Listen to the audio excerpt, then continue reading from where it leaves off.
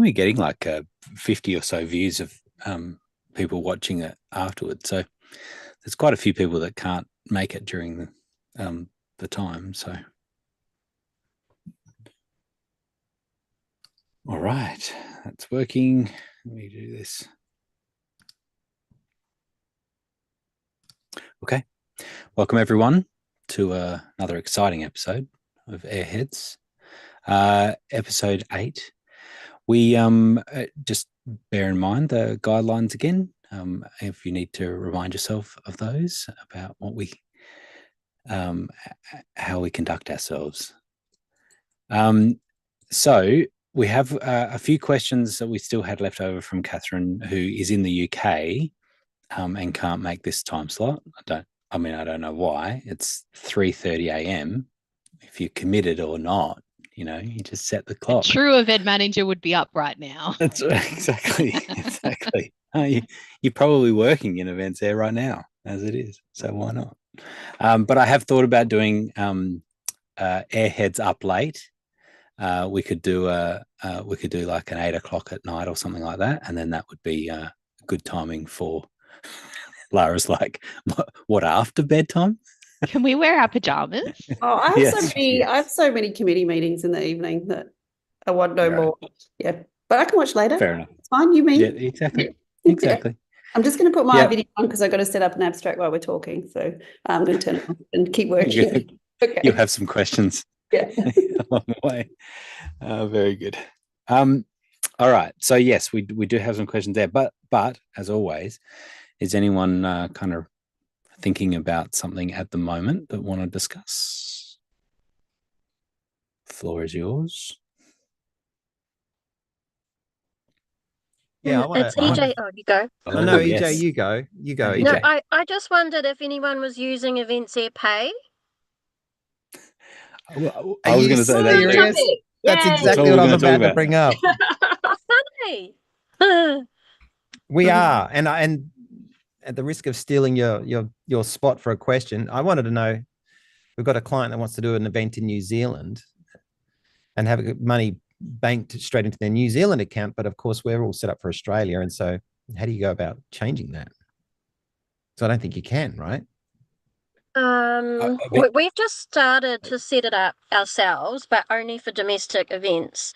And I guess just quickly before I come back to your point is New Zealand's not used to having the fees taken out immediately, so it always ends up a lower amount in our bank, and we've just said no. At the moment, there isn't a way to go around that just yet, so we're stuck back to using WinCave. But I think you can set up different bank accounts. 100%, yeah. I mean, EventsAir Pay through Stripe supports almost every currency, and so there's no issue there with it working in New Zealand for EventsAir Pay. The issue is where we have a client that is already using eWay as a third party, one of the third party providers, and they don't support New Zealand, and so that's the trick. Is it's kind of like, so now the interesting thing about how they seem to have gone about it, EventsAir, is locking down to the that the user or the account holder of the EventsAir account needs to also be the bank account holder. And so I'm interested, and perhaps some associations and things represented here may not have an answer to this, but I'm interested in other people, whether a typical event manager, third-party event manager like a PCO, is it common to be using a PCO's trust account and passing all the money through that, or is it sometimes likely where you have it going directly to the end client's account? I've worked in a PCO a very long time ago, and obviously in an association now, and we would always have it passing through our bank account and then passing out. Lara. I was going to ask you, Lara. Yeah, you've done both. Yeah, I've done both. New Zealand's so complicated because whoever's registered for IRD over there, needs to take responsibility. You probably need their account details as such. But if you can take it in Australian dollars and transfer the fees, they just don't get the GST benefit. So, but I had one of my clients set up their own merchant to put it through, but this is back before EA charged every merchant going, but they had to lay down a huge amount of money, like $250,000 or something, to get the merchant facility for the conference. So if it's a one-off, I would almost say keep it in Australian dollars and do it that way. That's kind of what we're thinking, but then I know. Oh, sorry. Hi, I'm here. I'm at the airport. Hey, Francie. So hopefully you can hear me okay. I know that the PCO that I used to work for used to always set up. They used to manage all the funds for pretty much every conference that we did. So they had trust accounts. But I know that must have been about 2016, 2017, because it was around the time that I left them. Setting up those accounts got much harder, and it was okay. I don't know what it's like for you guys, EJ, but I know that it was easier for them because they already had those accounts set up, and so as long as they didn't need more than the accounts that they had, it was easier to do it. But when I think we had a situation where we'd allocated all the accounts and we needed another one, and it was doable, or maybe I've talked to someone since about it. I can't remember, but it was much harder to set up those accounts to be managing it. But we used to manage all the accounts and all the GST and everything but we did association conferences. So not massive, but yes, that's how we used to do it. I am working with a number of clients now who are onboarding and they are getting EventsAir Pay. I've not, because I'm just doing the onboarding with them, I've not had huge conversations with them about how they're managing it. But I've not had sort of cross-currency situations either. I think that with EventsAir Pay, what I'm noticing, I mean, from our personal experience, is that finance is just kind of going, it's in the too hard basket. So we're just going to sign up to EventsAir Pay. We're not going to actually look at the others and look at the merchant, like look at the fees that they're charging to support our own merchant fee. So I wonder if that's what's happening for you as well, or you're noticing, Francie. Yeah, I don't know. I've not had much to do with it. It was actually going to be one of my questions, because the only people those set payments for have all had EA Pay. Is can you still have non-EA Pay?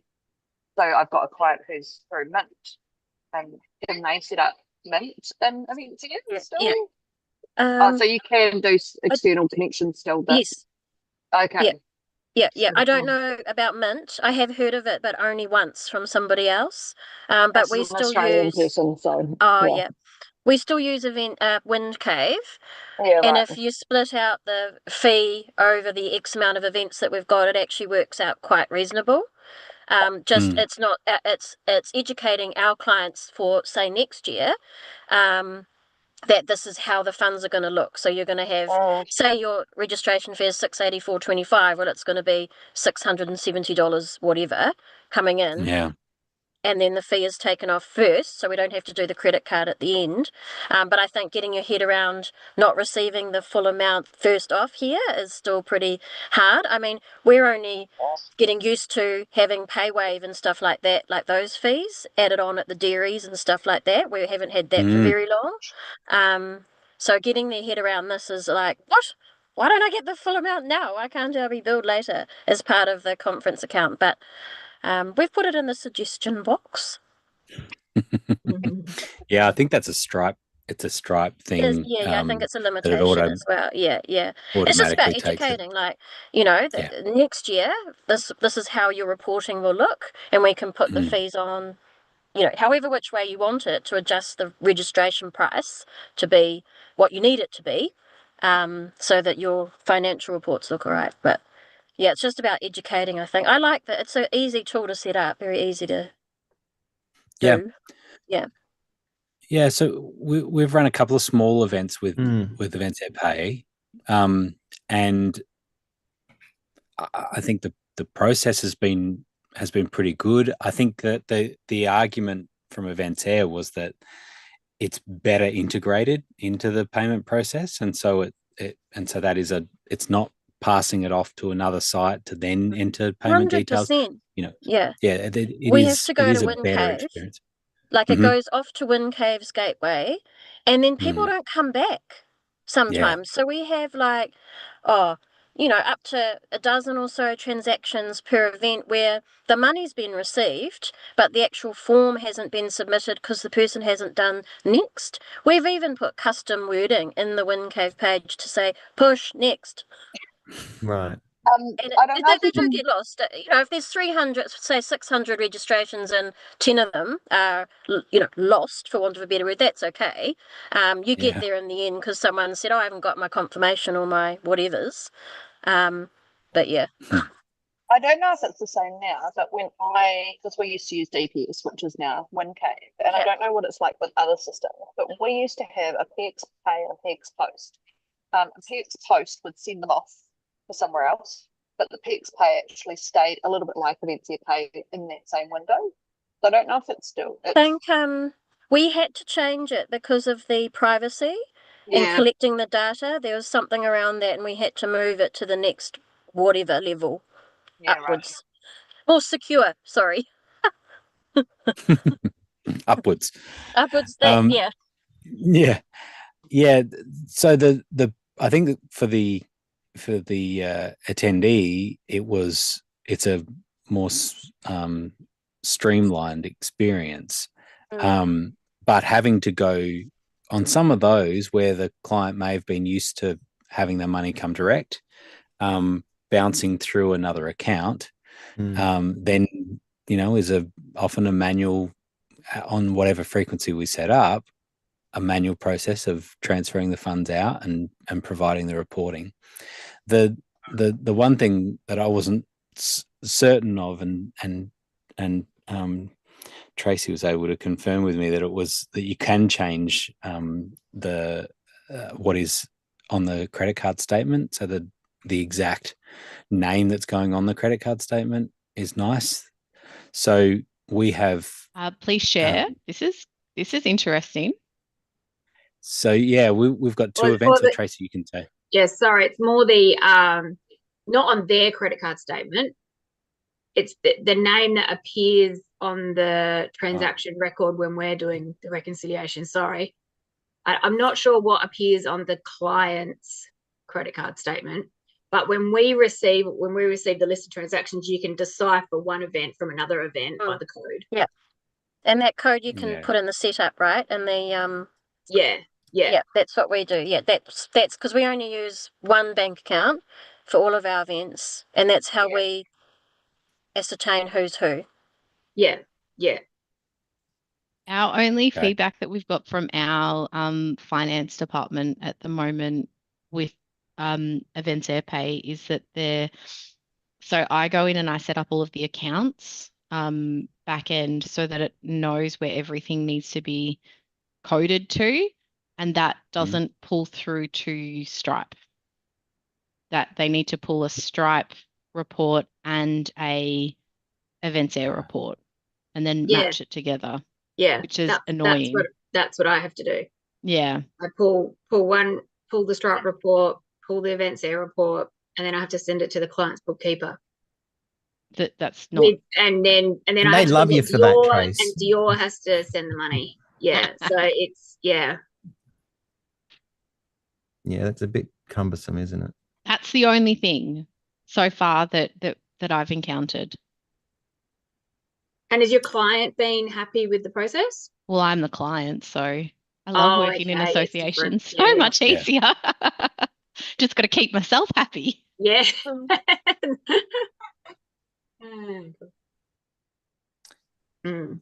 Yeah. Okay. So I'm still not certain what does go on the credit card statement. I thought that there was a setting for that, but in that it had to be a certain.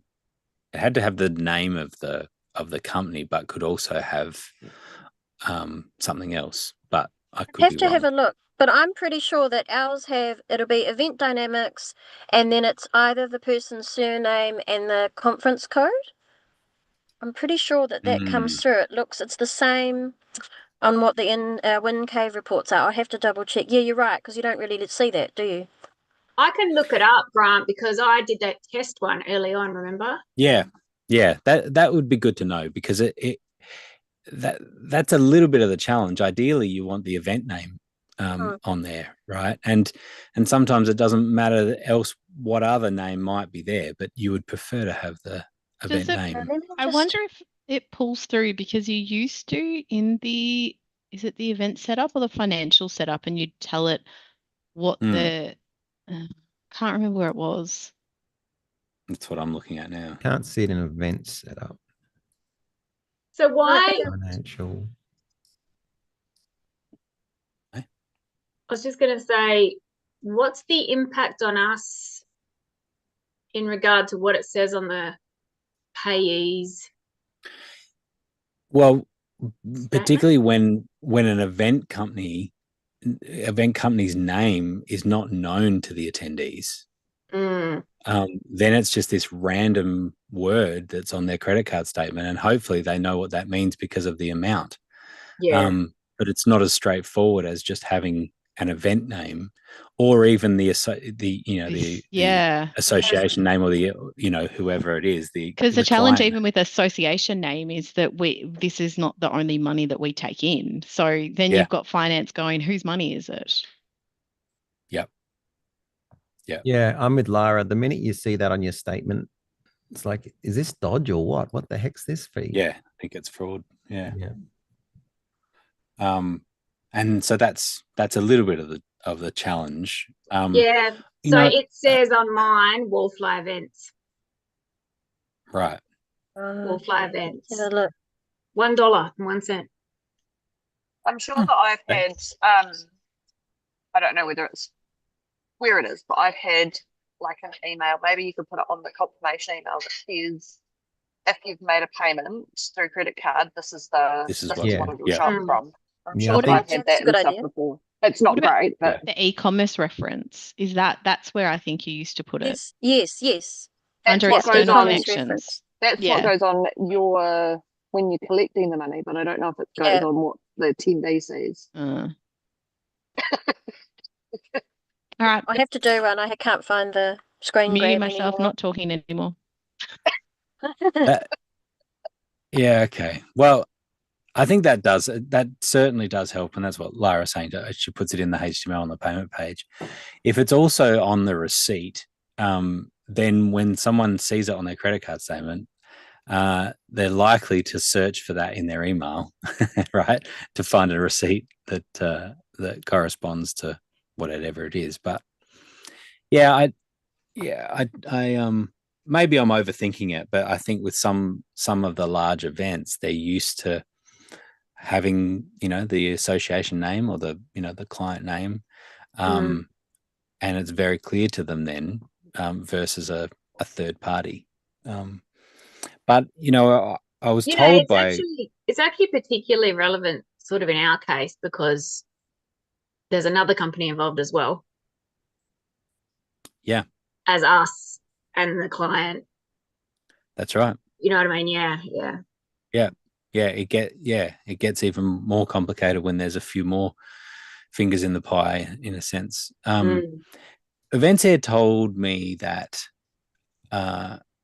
they were not supporting being able to put it into the direct client's account through EventsAir Pay, because that wasn't best practice from a legal standpoint, from how that worked.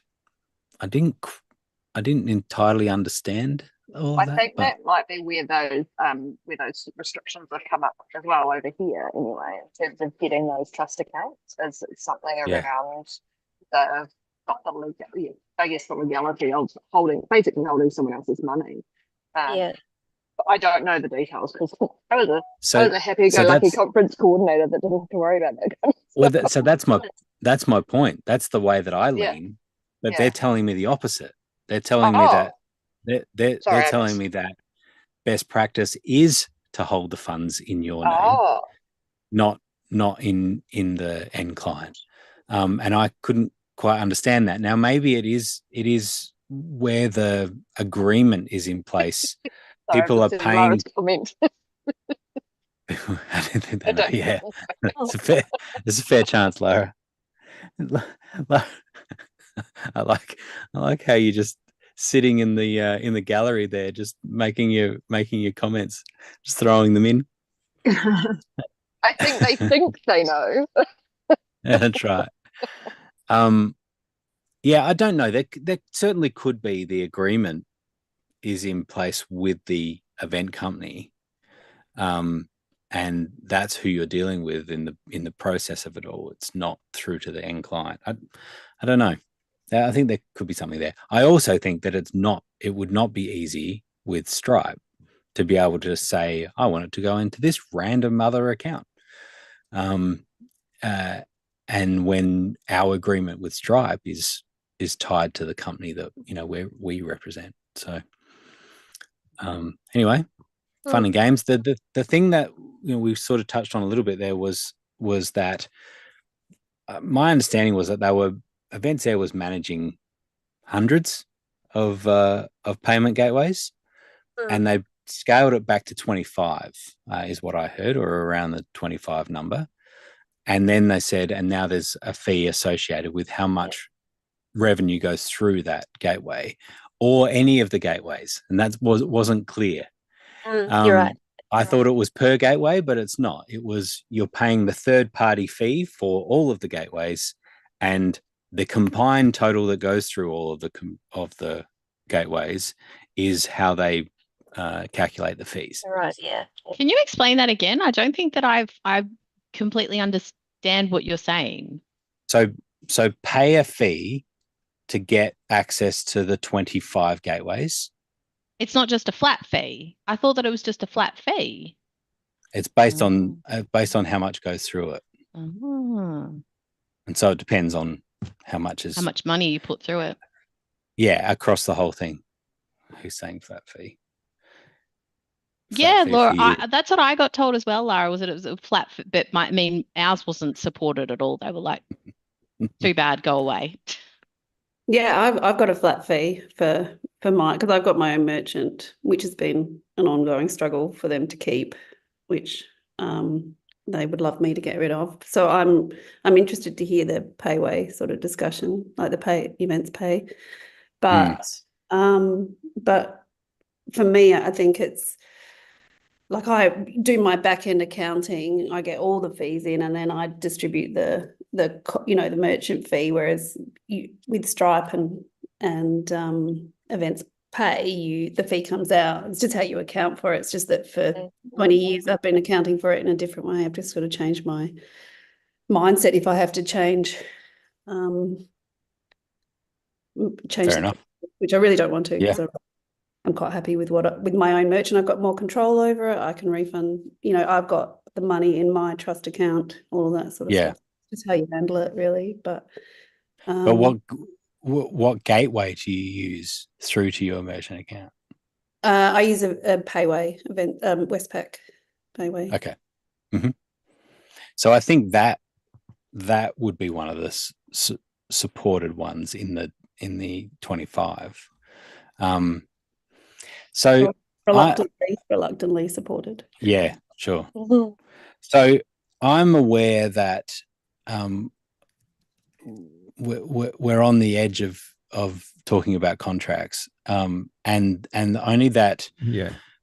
My concern with that is that my understanding with EventsAir is that there are different contracts for different people.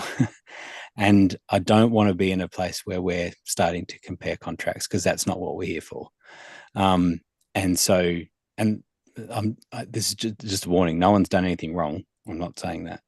I'm just aware of it. We just want to be careful, because there could be some special arrangements that are made around some things. And so my understanding is that this is that the payment, the third-party gateways cost a certain amount, which is what Dior was saying too, up to $1 million. for $1,500, and then it's more up past that. So, but it's one of those cases where we have heard that EventsAir have been watching these recordings, and we could ask the question back to them and get an official. We're not doing back. anything wrong, EA. We love you. That's right. That's right. Yeah. Exactly. So, but I was interested because the thing that's really cool is we were talking about this today in the meeting, and to have EventsAir, I was like, it's a great topic to talk about. Is just how do people handle the funds, the event funds, and is it normal to go through your own account and things like that? And so it was interesting to hear that. And this is why it's the perfect place for us to be able to discuss those things that are kind of extra to EventsAir, and how do we manage those in those systems. So we can find out some more. Go. Can I briefly ask a similarly non-EventsAir related question that I'm just intrigued about? When I'm sure that we're not the only ones who get emails requesting invitation letters for visas that are obviously dodgy. Does anyone go back to them, or do you just ignore? You do go back to them, AJ? It depends. So if we normally, you can tell a bit in the email whether it's a bit dodge or not, but we've just got a Nepalese group who have registered for an event, and you Googled them, ring them, just do all the right things, do your due diligence on finding out who they are. Obviously, if they're not going to answer at the other end, then there's a red flag. I mean, if it's proper dodgy, so this is one that I received last Thursday for an invitation letter that is for our events that I'm on my way to. So there's blatantly no way. No. You don't just engage. Yeah. You respond even to dodgy ones, Sarah? Yep. Okay. We have a set wording that we use that's basically just like your registration confirmation will provide enough evidence. Yeah. Exactly what Lara said, like registering with ICEN or whatever they are. It's also here, like we've been told, or I did many years ago, we're not allowed to provide a letter to them unless they have registered and paid. Yeah. Because if they don't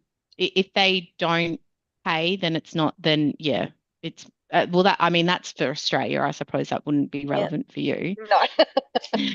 It's just really interesting because when I was way back 11 years ago, when I was learning all of this stuff, I felt really awful because my person who trained me was like, paid refunds from a dodgy credit card, you just refund, you don't communicate with them, you just don't engage. Oh no, you have to engage with them. But my company that I'm with now are like, we do respond to them.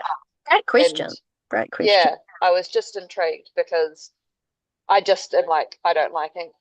I'm like, I don't want to engage because then, but like you say, you can just be respectful and say, Totally. So our thing for this one is that it's not an international event. We're not expecting international visitors, basically. So yeah, and we also have like a whole, because we have people who try and register for the event to get visa letters. And so we basically go back with to get a visa letter, you need to pay in full, and then we follow them up. We do like payment reminders, and then once it gets to the point that it's overdue by a month, we send them an email basically saying, per our payment policy, this is now outside of our payment terms, we've cancelled your registration. Yeah, nice. Okay, cool. And then it just kind of like closes it covers your bases and it closes the loop. Yeah, nice. Love it. I know that I remember we once got contacted from immigration saying, we've had this invitation letter, we've had this person saying that they're coming to your conference. So, and we were like, yep, they're a genuine one, but that was the only ones. Oh, yeah. All right. Cool. I've got to dash. I'm at school pickup. So thank you. That was really, really neat. Nice. Sorry, I have to dash. I would really like to keep going with the conversation. Oh, good. All right. Thanks, EJ. Thanks. Bye-bye. Bye. All right. Good one. That's a fascinating one. I haven't had to, I'm never on the front line of that. So you don't mess with immigration. Yeah. They're not fun to deal with. They're lovely, but it's just like they're I remember when I had the conversation about it, and she was telling me about it, and she was like, you can be liable and this and that. I'm like, oh my gosh, Yeah. I don't want to get in trouble and go to jail. And is it just me that they always put on the rubber gloves at the time when you're starting to really get nervous? We were coming through, we had all our Carnet stuff all signed up. Oh, yeah. And we're totally fine. But the guys behind us saying, you don't need Carnet. I went, I think you do. And then that snap of the rubber gloves, it's like, I think you should have got your Carnet done, dude. They spent hours going through everything. We just sailed through. Yeah, immigration, scary stuff. Yep. Depending on the countries. Yeah. All right. Any other random topics before we get to Catherine's? Oh, yeah, you can keep thinking. We've got a few questions. So this was concurrent sessions. We did do that one. Okay, good. Don't want to start that up again. Oh, this is kind of related. Does everyone use the finance invoicing elements? I always issue an EA created invoice with every registration payment, but the accounting module boggles my brain. Thoughts on that? This is Catherine's question, by the way. In the many years of onboarding that I say many years, I have done that. In the many years of working with EA with different clients, I don't think I've ever come across anyone who's used the accounting module, and I've certainly never trained on it. If anyone's asked me about it, if people have asked, I'm like, if you want to use it, then we'll come back to that one, and we never come back to it. What does she mean by, as in like drawing up miscellaneous invoices in accounting, or like the supplier invoice management? Well, yeah, I think it's more of the, almost like the P&L type aspects of the accounting module, not just straightforward invoicing. Francie, is that what, like, you'd still use invoicing? Yeah, still no, do the 100%. I remember when I was working for the PCO, we used a miscellaneous invoice once, or someone made one, and we swore never to do it again because we found it really hard to find. Me too. So yeah, no, I think it's in terms of the P&L and that sort of financial reporting. And I have a feeling that might have been one of the areas that AA was talking about looking at not using because of the whole, compacting into what they actually are good at. Totally. I mean, it feels like a legacy module that before things like, Xero and MyOb and things like that are all online, which means now they can just connect those with the API and have it all, just all the invoices can be connected. And I think that's what they're doing with the smart connectors as well, right? Is being able to pass through invoices and things like that. I'm just trying to think of the old Events Pro and Events that if they had an accounting, I don't think they do. No, I think so that it it was a new EA thing. Mm. So yeah, I don't know. Maybe it was. Yeah, I don't know why they had it.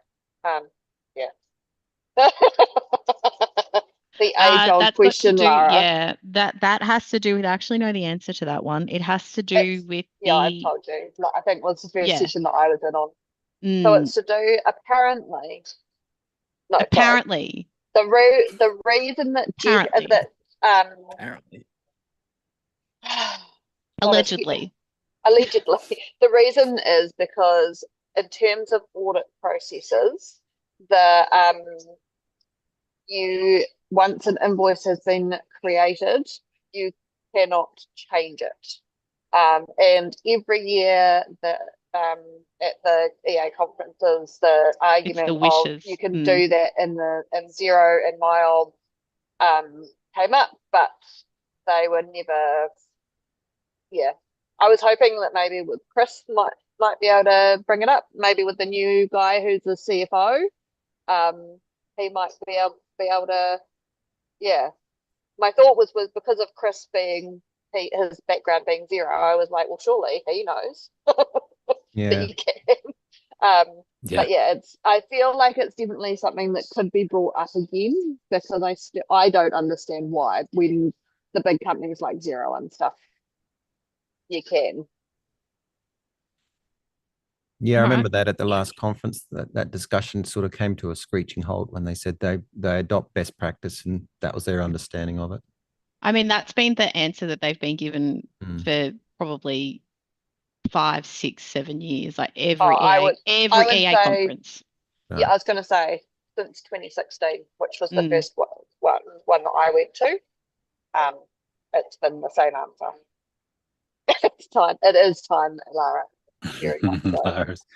Lara's declaring it is time, and maybe it's just a further audit trail, really, isn't it? It's just adding that extra steps that make it clear as to what was changed, and tracking that, I guess. But I was going to say, does that happen in Xero though? Is there that tracking in Xero when you change things like an address? Maybe, I don't know. Yeah, I know. Yeah, I know that you can edit in Xero, but is there a track? I know that there's a track in terms of like sending and change and content and stuff like that. But if you change like a description or anything like that, I don't think there's a trail in Xero. I've never seen one. So yeah, I don't recall seeing an audit to that level. This is me wanting to be at the EA conference and be like, "Come on, guys, you can do this." We'll get T-shirts made up, hold banners up. I've got a script for this, and you can you can change an invoice. There's a script for that. Oh, holy crap! Wow, what was that? Did your picture just fall off the wall? The picture that I put up today just fell off the wall and smashed into a million bits. I'm sure that wasn't anywhere near as loud on there as it was for me. It was quite loud. It was pretty loud. Yeah, okay. You need some what do you call it? Handyman tips. Sorry, all right. I don't know you well enough yet to be making those. Yeah, that's right. Yeah. Thanks for that. While we're here, let me just show you some of the tricks that I've been doing with the API, just so I can build some credibility back.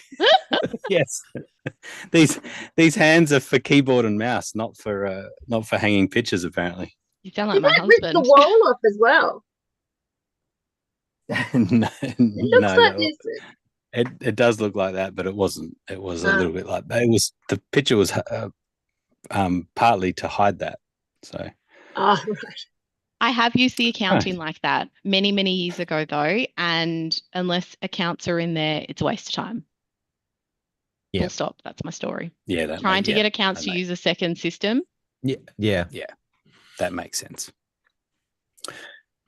Yeah, we've got some smaller events that we work on that, to your point, Sarah, they don't even want to use the auto-generated invoice in EA. It's like, we'll just rekey it in. It's like, what? Why would you do that? It's like, because we just want the whole lot in our system. Okay. And I'd be really interested to see, with all of these plugins that are coming, right, if there will start being like the invoicing will be taken out of EA and put into some of these other, because like I know for us it's a really big challenge around like membership, like it not showing up on their member profile and stuff like that, and it's a different Kelly has the same pain. Not registered for the conference. Oh, it's a different system, we've told you. Yeah, we're currently building some sort of API that pulls from EventsAir through our CRM, including the invoice, and then the CRM sends the invoice to Xero, because my finance team are 100% confident in the Xero integration, because it used to not work for us, like everyone in 2019 trying to use Xero and EventsAir. Then sell it to us. Yeah, that's what I was going to say. I've been trying to, because I don't love the idea of the hops, and we now have an issue that the member, or in testing, the member can cancel in our CRM, but it doesn't talk back to EventsAir because the API is one direction. One way integration. Yay. And I'm like, no, please don't accept this. It will make my life awful. Has anyone used the attendee verifier system with EA? Has anyone as an associate. Have you tried it, Seen it, but I haven't used it. Sarah? Seen it, haven't tried it. I got the case studies from MC, but I haven't actually dove into so it. $2,000, just as the usual cost. But yeah, and like I understood that there was an additional cost, but then I was trying to get my head around that with how it would work with like an API integration and stuff like that. And then it just got too hard, and I had an abstract portal to build, so I just gave up. Which looks amazing, by the way. Like Sarah's, Thank you. it's been saving my life. I literally have it open right now. Stealing so much of your content. I'm Kelly so was sorry. getting real-time updates from me going, I've looked it, I've done it. And then she'd look and she's like, she hasn't fixed it. I don't want to tell her. And then I'd be like, no, it's not fixed. Good times. But it's fixed now. I've worked out how to lock fields by myself. Yes. Thank you for that clap. Very cool. So when you're talking about the one-way integration, are you talking about a smart connector there, or is that a custom API build? I believe a custom API build. So yeah, we've got our CRM team are working on the API webhooks. I don't understand how it works. I know in theory how APIs work, but I have not looked at their build and do not want to. Fair enough. Yeah, so that the API does have what they call mutation, which it sounds fun, but that's a right. So that the ability to make changes to the data in EventsAir. And so there is, now it may not be that the specific data fields or changes are available through the API, but there is lots that is. And so specifically around like all the contact information, all of that can be updated, and it can be two-way. And two-way syncing of any systems is always a challenge, but it is possible. And so so it is possible to push changes from third parties into EventsAir using the current public API. I don't know about the smart connectors, which is smart connectors are just essentially off-the-shelf API integrations, that's all it is. And so I don't know about those. So it would be interesting to explore some of that, because I think this is more of what we're going to be doing, because we already have these other systems and we just want them to talk. And so inevitably, which is what EventsAir acknowledges as well, they're not going to be the best in every one of these areas. And so there are other systems out there that do that better. So we've just been looking into the HubSpot, the HubSpot smart connector, and it looks really good. And you can kind of set it to update what you want, whichever way you want, and you can restrict it to be one way or two way, or certain things, or certain people pushing things rather than it automatically updating. And then the other thing that we were looking at was the attendee verification, and I think we'd only use it if we had that. And I don't know if anyone's looked into that, but it sounds amazing. And basically what it does is it gives people would go to a landing page, and it would ask them if they're a member, and if they are, then it will send them an email, basically like a verification code. If it recognises their email address in HubSpot as being a member, and they'd use that to register, and it would then pull all the information from HubSpot. So it sounds like really great, because then you'd be able to use it, have that updating from your membership portal. So it does sound really good. We haven't gone down the route because we're trying to decide whether it's worth the money at the moment. Because at the moment, the only thing we really want to be updating in HubSpot is whether they've attended an event, which we can do anyway. I'd be really interested, because I know that our accountant's asking about the Xero smart connector. Is anyone using it? No. Not yet. I'd be interested too. Yeah. Yeah.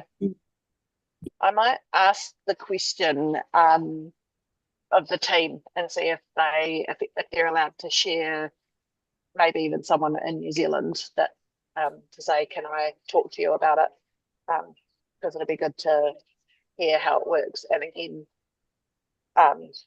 how flexible it is. Because I know that was always the argument from Trevor way back about making something a link with Xero, was like every company wants a different thing.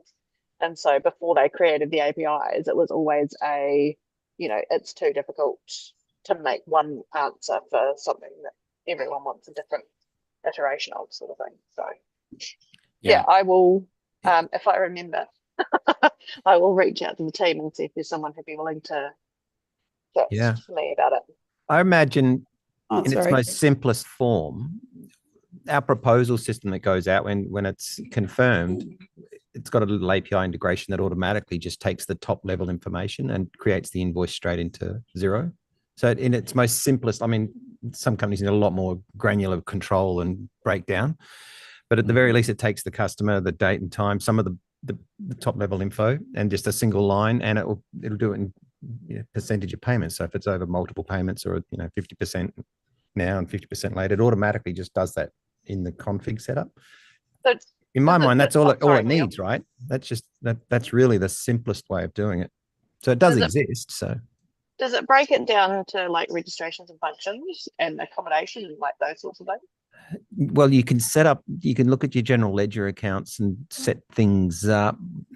I don't think it does perhaps as detailed as what you're referring to. For us, it's 2 or 3 header lines, income for this, tech services, and then another line for labor and logistics. I don't know, something like that. But as to whether it can break down line items, I'd have to look closer. I'd be surprised if the Xero Smart connected. I'd be surprised if it didn't do what you're asking, what you're saying, where it's individual line items, that it's event registration and then specific add-ons. I mean, I feel like that's a no-brainer. Yeah. But I think that being able to change invoice addresses is a no-brainer. So I'm sure that there would be a reason if there's not. But yeah.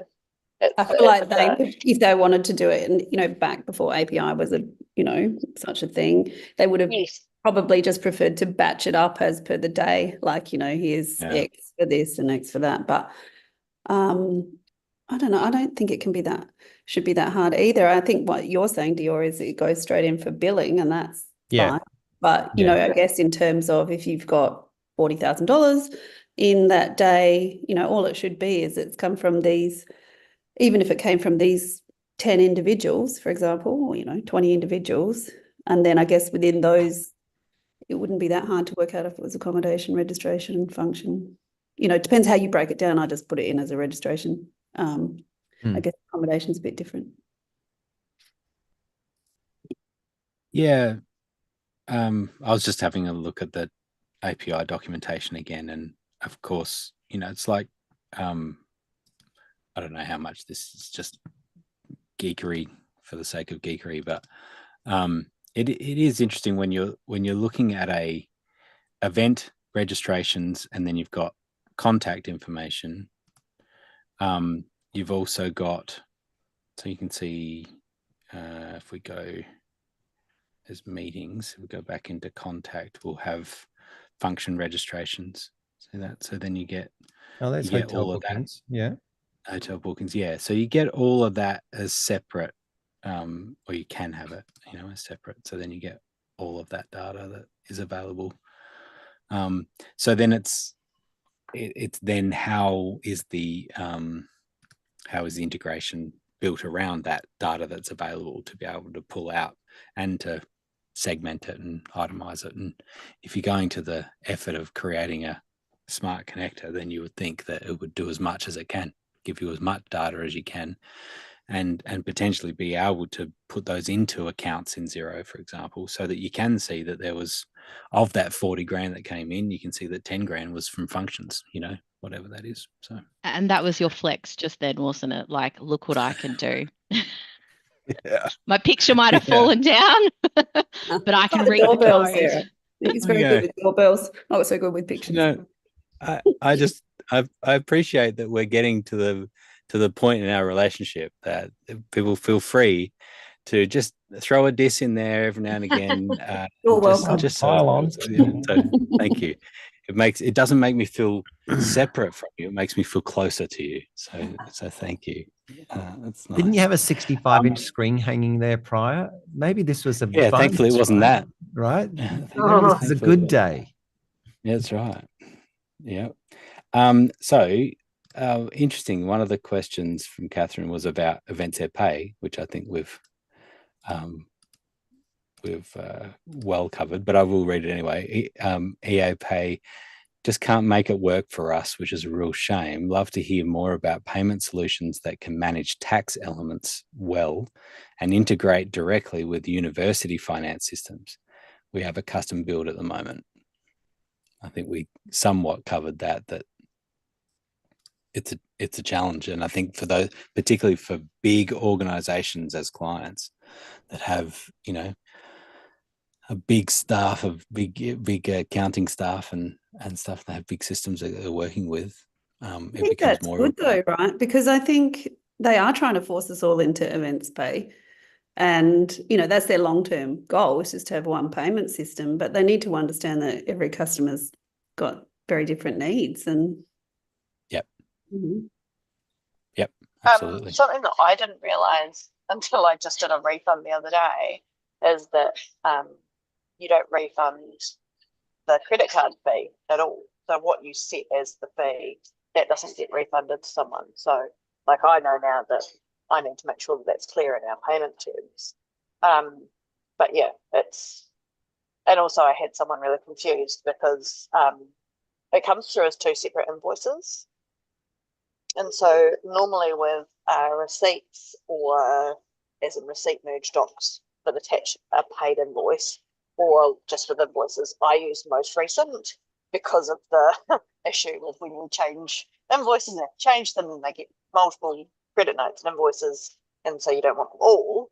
I suppose I could change it to created today, but I didn't like putting created today because then if you're resending a registration confirmation, it doesn't attach. So there's problems with all of them.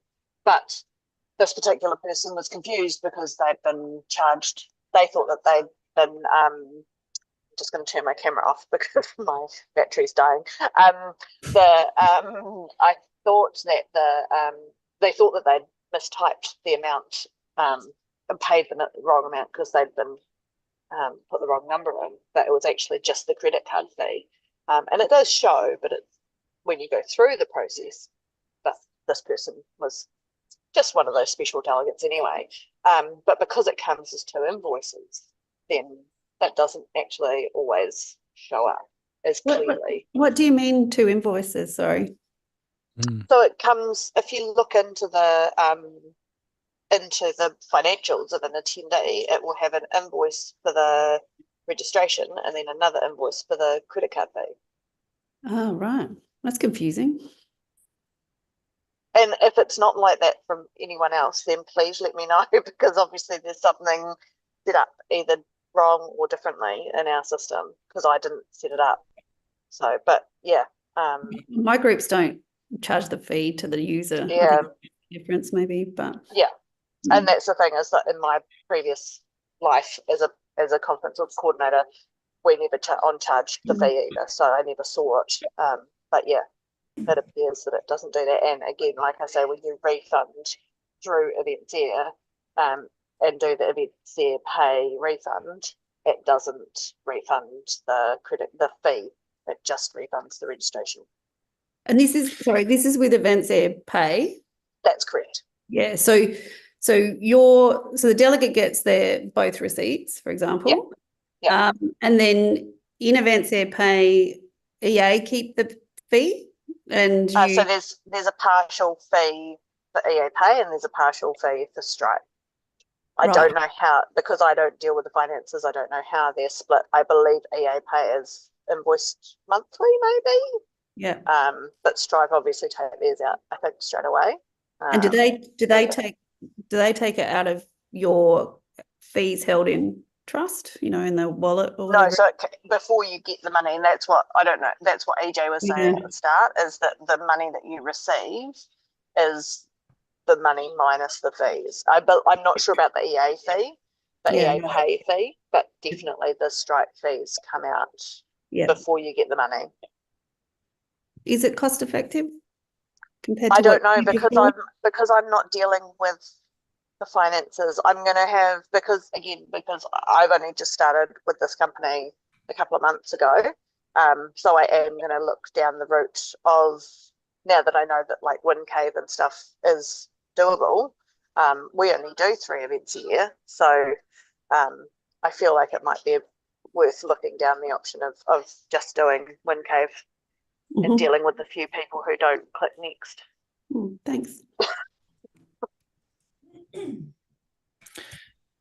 So it doesn't sound right that the refund is not including the fees. That's what I thought. Yeah, I would say so too. I don't know. So I use Stripe a lot. For not with EventsAir. And have to issue refunds, unfortunately, probably weekly. And when that happens, it is the full amount because there is no fee essentially for a refund. It's all reversed. So everything's reversed. The full amount, including the fees, and everything just goes back to the person. It does take 5 to 10 working days for a refund, which is what Stripe says. And so someone's gaining some interest for a while. But it does take that long to appear in their account again, but it'll be for the exact amount. Okay. If that's not happening, then it must be because of the separation of the two. And if that's the case, then if there's 2 transactions that are happening, then 2 transactions need to be refunded. Basically, when I cancelled the registration, there was just the one line item in the new refund area, and that was for the registration amount. I will look into it further now. Now that you said that it shouldn't be like that, then I'll look into it more. Yeah, the ones I've done before is the same. You can't. Yeah, it doesn't refund the fee. Oh, okay, that's good to know, Tracy. It's not just me. That's been my experience as well when you do it through EventsAir, and that's not just Stripe. That's any gateway. Yeah, because I'm sure that used to happen with DPS as well when we use DPS. Yeah. But and to be honest, I just thought that was normal. I just thought that was because I hadn't. Not at all. Okay. Not at all. Can you imagine if someone's done a group booking and then they had to cancel it and they've spent 20 grand with you and you're going to keep $200 or $300 or whatever it is, like more than that, $500-600, and you're just going to keep that? Thanks. You got your refund, but we've got fees. So it's not the way that Stripe works. So something's not quite right there. Okay, I might do a ticket then and just see what the answer is, or talk to the team about it. Yeah. I think there's a few things that could be of interest to the EventsAir team in our discussion today. Yeah. But again, like Sarah said, we love you, EA. That's right. I think their takeaway should be how much Kelly loves my abstract portal. And then I worked out how to lock fields by myself. Can we make things clonable from other people's instances? That would be amazing. That would be amazing. So good. I agree. Every time you leave a job, it's like I'm losing all of my EventsAir stuff. I've asked them multiple times. Apparently no. And look, that's not reinventing the wheel. There's lots of services that have like a marketplace, and where you are able to kind of share. Can I share these forms or share this interactive site or whatever it is, and then you have a place where you're able to pull that in and clone it into your own system, right? I'll start selling my abstract portal to people. There you go. What's so special little about it? side Now I hustle. want to know what's so good about it. Yeah. I think that it's good because I built it, but I don't know. Next week, could you do a What does demo it for us? do that's super fancy? Yeah, I mean, I'm happy to share it. No. I'm just curious. What I want you to share. what am I missing? My Built one main things. before, so I could improve it. That's all I'm saying. What I really liked about it is one, how it's set up. So Sarah's put in a lot of code to hide all those like annoying additional titles that come in the field, and then taught me how to do that.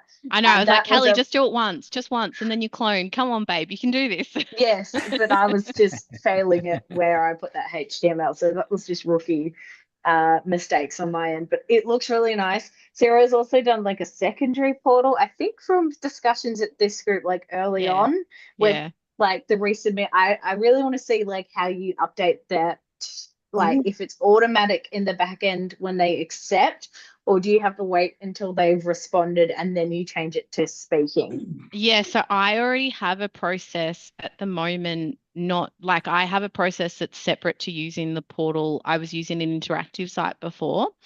And so I would have a presentation accepted presentation code. And then once they accept, I change it to presenting. Well, I don't, Renee does.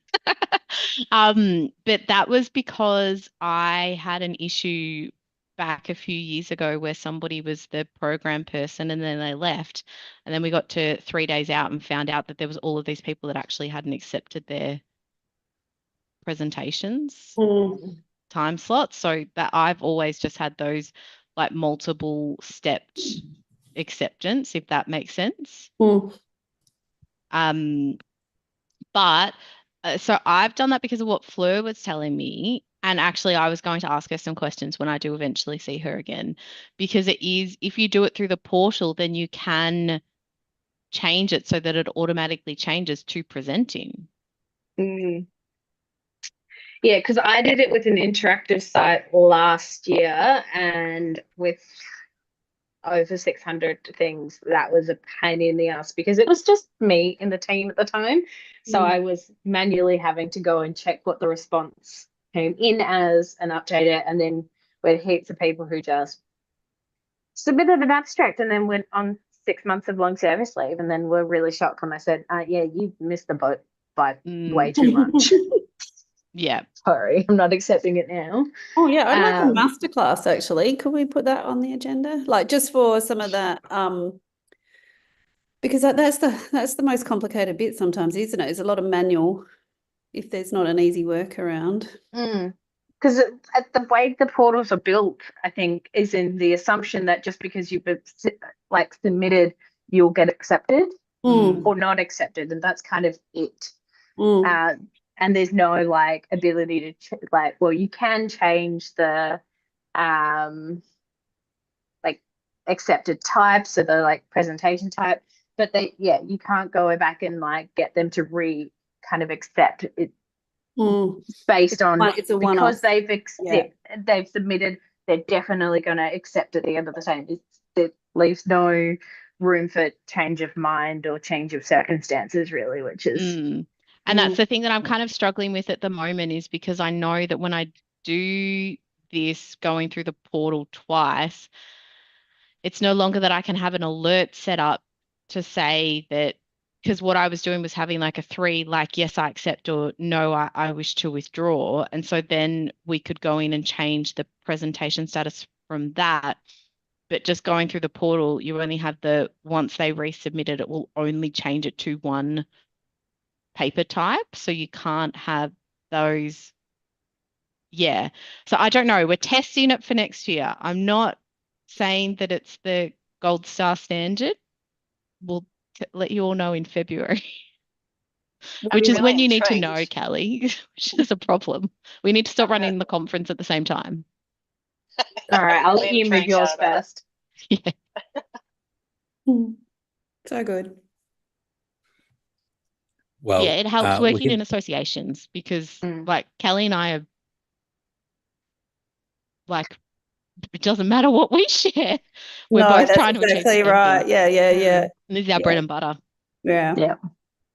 Yeah. And it's just making your life easier because you're doing the same thing. Like, well, we're all doing the same thing really, but maybe EA need to know what you're doing so they can make it easier for other people to do. I keep taking Grant and Dior over and being like, look at the reports that they've built. Make this thing happen. I do know that the abstract portal's been on the roadmap for ages because it hasn't been changed for ages. And the actual process was a very strict, that I like the way that it was built was a very specific way that the workflow, there's the word, the workflow was very specific and not how a lot of events are done. So I'm hoping that with the new one, they've like we talked about last time, bringing in symposium stuff and bringing in. Have you talked to them, Sarah, about having different? Have I talked to them? I know that. I almost didn't ask the question. I had Trevor cornered in 2019, and I'm like, mate, it is time to change. Recently. Oh, yeah. So where is Trevor now? On the farm. Yeah. No, I'm like, no, he's literally on a farm. I know. Is there a connection? I think that could be that could be related. The fact that you had him bailed up and then he disappeared. Oh, that is fair. Yeah. It was all too hard. It was like I'm not dealing with Sarah. Yeah, it was the last straw. Can't make Sarah happy. I'm out of here. Nothing to do with COVID. It was Sarah. Correct. Have you met me? I'm really annoying. We've got there's another question that Catherine had, but it's about scoring types and in the review. And so but I think maybe next week we look at abstracts again. We can talk a little bit about that reviewing process. And Sarah, if you're happy to show some of the tricks that you've got, that'd be cool. It'd be really cool to share. I want to see some of Fleur's tricks too. She's got some great tricks. She's like a magician. Can I just ask real quick, being a Mac user and we're only ever using the browser, not the local desktop app as a result, has it always been the case that you can't clone a session now? You know, you used to be able to right click and clone it in the agenda. It hasn't been around for a little while now, but it was back in the desktop version, if I remember. I'm a Mac user too, so I'm with you. What was that? Sorry, I missed it. Am I thinking correctly? In our very early days, 5 or 6 years ago, we used to be able to, running the desktop app on a Windows, you could right click on a session and go copy or clone or whatever the wording they might use. And I could copy a session straight into the agenda. That doesn't exist anymore and hasn't existed now in a Mac for a long time. Well, since I can remember. I don't ever remember knowing about that one. That's a great one. Yeah, I reckon I remember that as well. I know it existed because I wrote a user document for training some staff on it. I know I did it. I got screenshots of it, right? But of course, then we moved to Mac and it's like, oh, bugger, can't do it anymore. Do people who aren't on Mac, do you still use the desktop one or do you use the browser? I only use the browser. That's good. RIP desktop app. It went for me a while ago. Yeah, right. Yeah, I just thought maybe I've been not, because I am a Mac user, maybe I've missed out on some stuff because it used to be better in the build, right? It used to be better in the... Yeah, well, that's what I'm thinking. You set up a session and you tick a bunch of boxes and have some generic things, even if it's just the coloring, right? And some basic notes. And when you then right-click and go copy, you can add it straight into the next session. So at least you can smash out an agenda pretty quickly that way. I clone within the setup presentation area where you can clone a session. Say that again, sorry? Sorry. So I love creating agendas in the agenda area because I'm visual.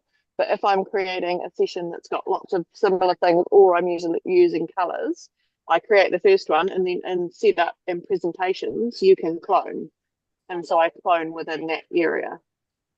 Yeah. You make that sound like that wasn't his exact question.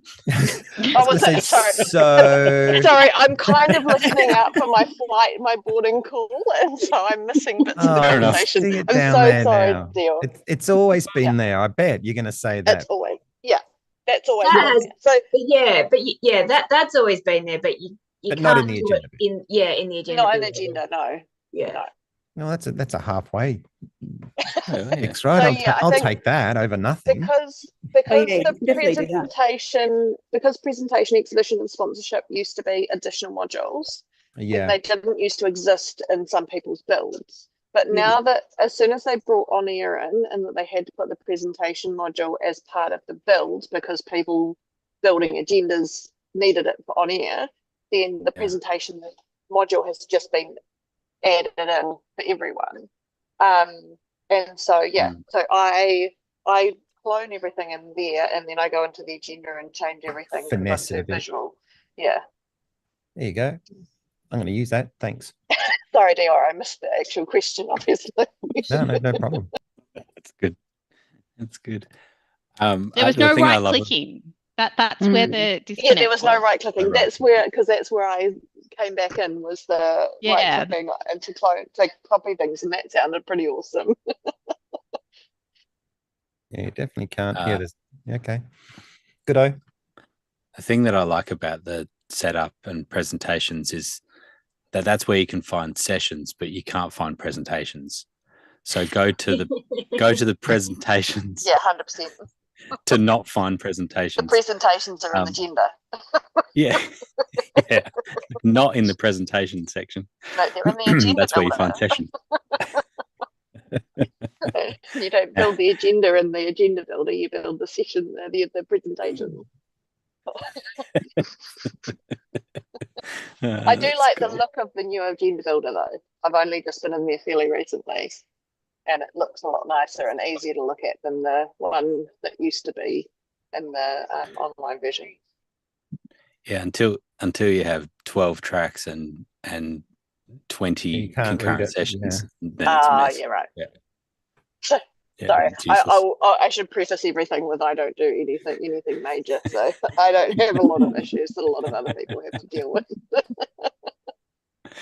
Yeah. Cool. I do hear that All right. they're really looking at bringing in that import function for the agenda builder, and I honestly cannot wait. Oh, where did you hear about that? I think on an airwaves. Oh God, I still don't get those emails.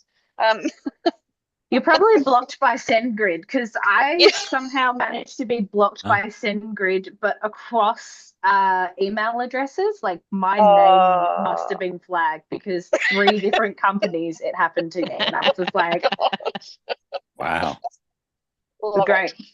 Good to know. Well, I'm currently doing onboarding training for them, and I don't get the emails, so I'll chase them up again. All right. Well, thank you, everyone. We've gone extra long today. Good though. Thanks for hanging around. It is good. We'll look at some of the more abstracts. Always abstracts. Yeah. That's right. And better Always reporting, abstract. better abstract reporting. Please, EA. Very good. Oh my If you're goodness, watching. If you're watching. Thank you, everyone. See you next But week. we love you still. We love you, EventsAir. Bye.